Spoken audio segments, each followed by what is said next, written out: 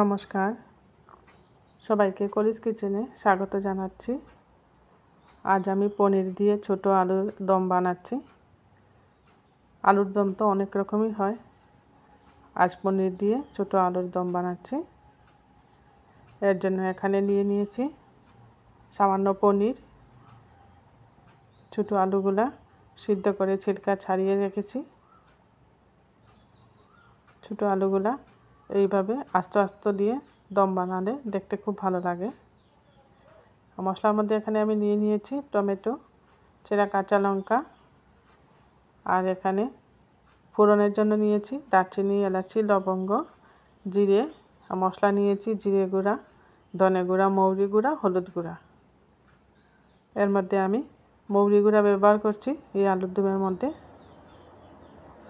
আর দেব কাশ্মীরি লাল লঙ্কার গুঁড়া। গ্যাস জ্বালিয়ে কড়াই বসিয়ে দিয়েছি, দিয়ে দিলাম সরষের তেল। তেলের মধ্যে এবার পনির ভেজে নিচ্ছি। পনির ভাজতে গেলে সবসময় কড়াইয়ের নিচে লেগে যায়, এর জন্য আমি পনিরের মধ্যে সামান্য বেসন দিয়ে মেখে নিয়েছি। বেসন দিয়ে মেখে পনিরগুলো ফ্রাই করছি। এইভাবে করলে পনির কড়াইতে লেগে যায় না।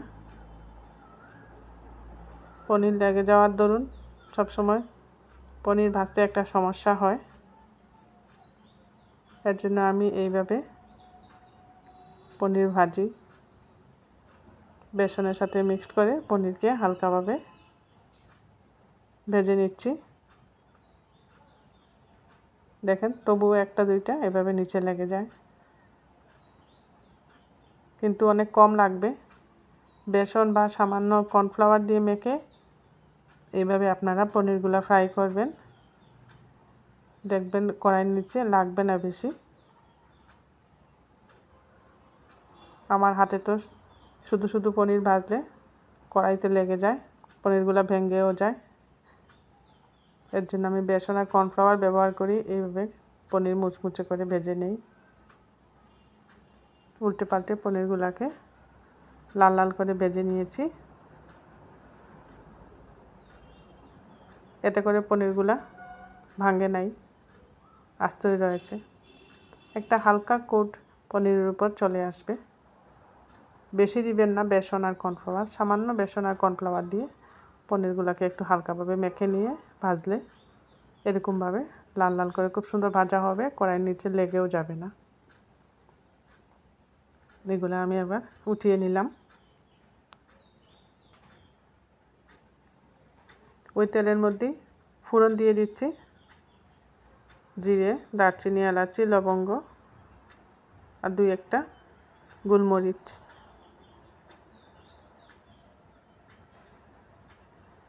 ফোড়নটাকে একটু ভালোভাবে ভেজে নিচ্ছি।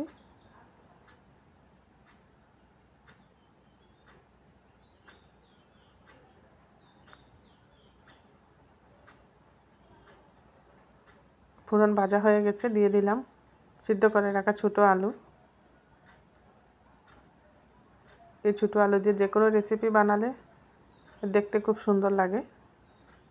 আলুগুলো আমি আলাদা ভাজি নাই, এবারে ফোড়নের মধ্যেই ভেজে নিচ্ছি। গ্যাসের হিটটা বাড়িয়ে আলুগুলো ভাজছি, একটু ভাজা ভাজা করে নিলে ভালো হয়। আপনারা আলুগুলোকে আগে আলাদা করে ভেজে নিতে পারেন। আলুটা ভাজা হয়ে গেছে, উপরে টমেটো দিয়ে দিচ্ছি কুচিয়ে রাখা।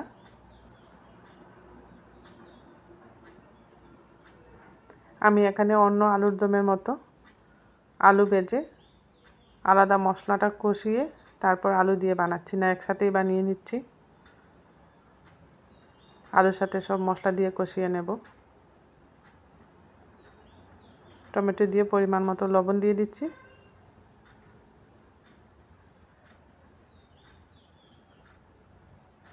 লবণ দিয়ে আলু টমেটো ভালো করে আরেকবার মিশিয়ে নিচ্ছি।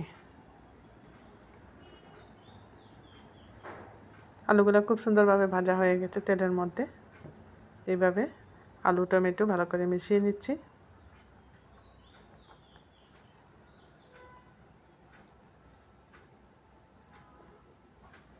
একটু সময় ঢেকে দিচ্ছি, এতে করে টমেটোটা গলে যাবে। টমেটোটা গলে গেলে গ্রেভিটাও খুব সুন্দর হবে।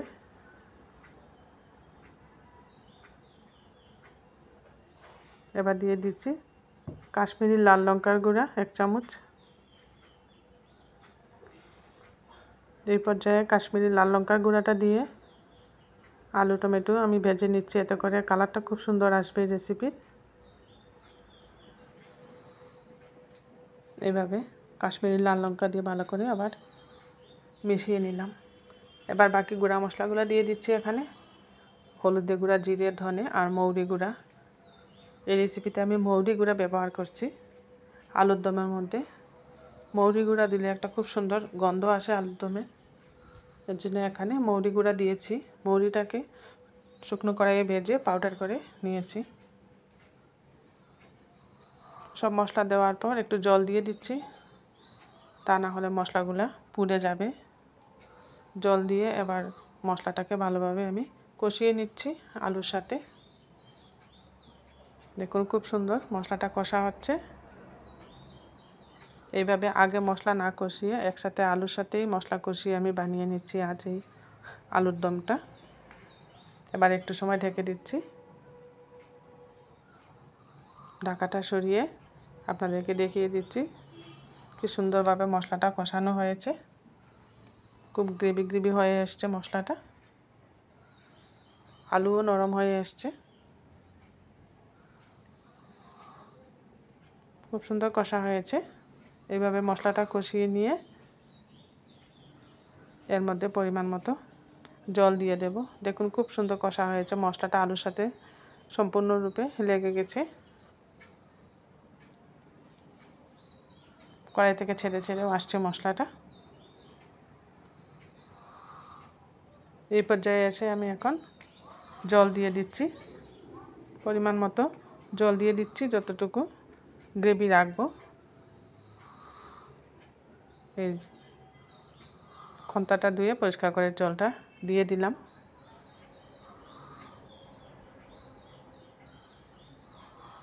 আর একটু সময় এইভাবে আমি ফুটিয়ে নেব।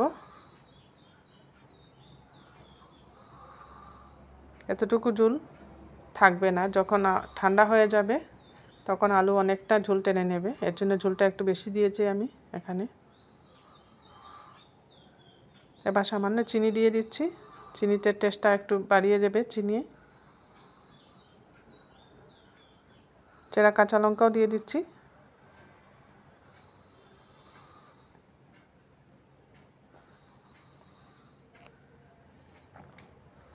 চেরা কাঁচা লঙ্কা দিয়ে আবারও একবার ভালো করে মিক্সড করে নিলাম আলুর সাথে।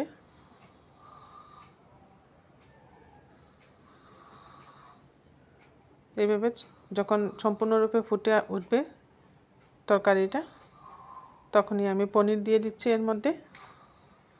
পনির দিয়ে আর বেশিক্ষণ লাগবে না, তৈরি হয়ে যাবে এই রেসিপি পনির ছোটো আলুর দম।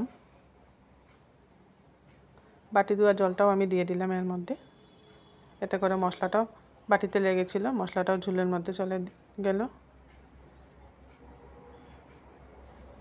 এইভাবে পনির দিয়ে ছোটো আলুর দম আমি যেভাবে বানিয়েছি, এই রেসিপিটা আপনাদের ভালো লাগলে অবশ্যই বানিয়ে খাবেন।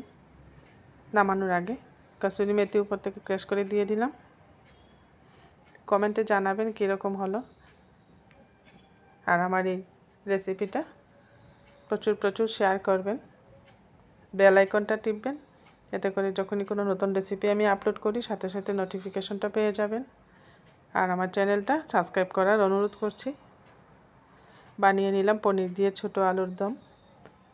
এটা আপনারা রুটি পরোটার সাথে ডিনারে খেতে পারেন, ভাতের সাথেও খেতে পারেন।